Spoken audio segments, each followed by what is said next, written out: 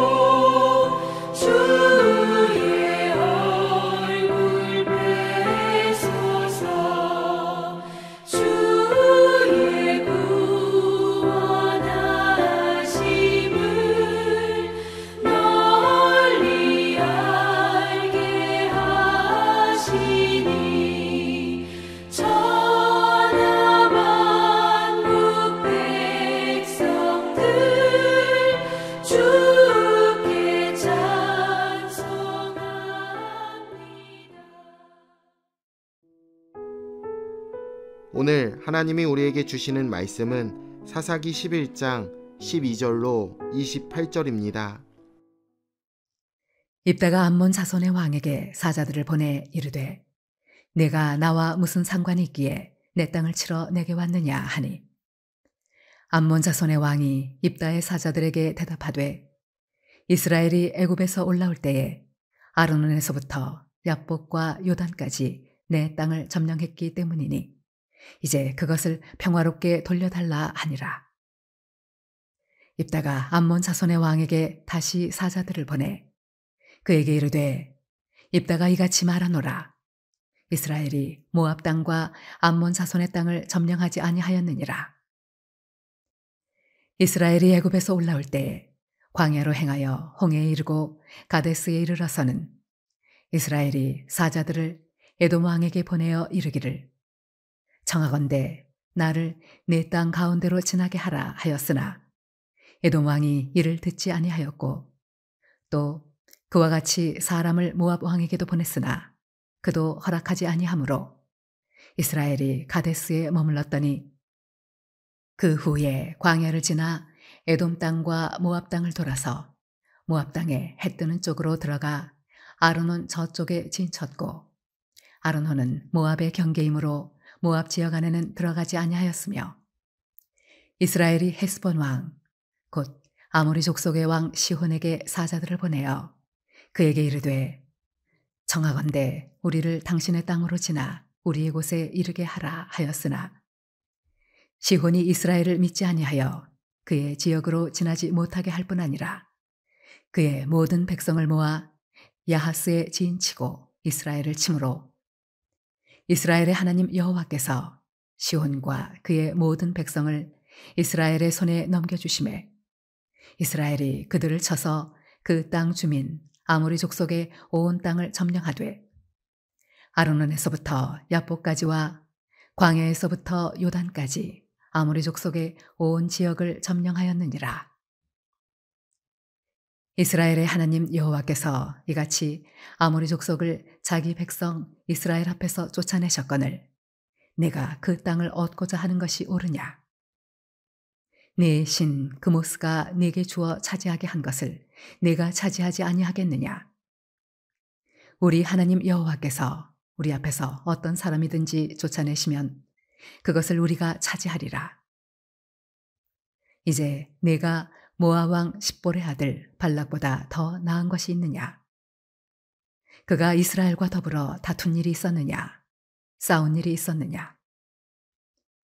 이스라엘이 헤스본과 그 마을들과 아로엘과 그 마을들과 아르논 강가에 있는 모든 성읍에 거주한 지 300년이거늘 그동안에 너희가 어찌하여 도로 찾지 아니하였느냐? 내가 네게 죄를 짓지 아니하였거늘 네가 나를 쳐서 내게 악을 행하고자 하는도다. 원하건대 심판하시는 여호와께서 오늘 이스라엘 자손과 암몬 자손 사이에 판결하시옵소서 하였으나 암몬 자손의 왕이 입다가 사람을 보내어 말한 것을 듣지 아니하였더라. 입다와 암몬 왕의 대립이 시작되었습니다. 이 다툼은 서로가 다른 가치를 가졌음을 확인시켜 줍니다. 입다는 분명한 사실과 하나님의 의를 가지고 말하고 있고, 암몬 왕은 힘의 논리로 자기 탐욕을 충족시키고자 거짓 주장을 펼치고 있습니다. 이러한 논쟁을 살펴보면서 우리가 어떻게 현재를 살아가야 할지 함께 고민하시길 바랍니다. 국가들이 분쟁 전에 외교를 통해 갈등 해결을 시도하는 것은 당연한 과정입니다. 그런데 흥미로운 점은 입다가 이스라엘을 자신의 땅이라 부르고 있다는 것입니다. 그는 분명 사사보다 왕에 가깝게 행동하고 있습니다. 그리고 사사 직책에 대한 이러한 인식의 변화는 기드온에서 아비멜렉, 그리고 야일과 입다, 더 나아가 삼손까지 이어지면서 계속 강화되어 갑니다. 입다는 분명 하나님이 세우신 사사였지만 왕과 같은 행동을 함으로 말미암아 뒤에 나오는 여러 비극의 원인이 됩니다. 암몬 왕은 출애굽 때부터 이스라엘이 자기 땅을 불법적으로 점유하고 있으니 돌려주어야 한다라고 주장했습니다. 하지만 입다는 이스라엘이 모압과 암몬의 땅은 진입하지도 않았다라고 대답하고 있습니다. 암몬 왕은 불분명한 근거를 가지고 힘으로 이스라엘의 영토를 뺏으려 했던 것입니다.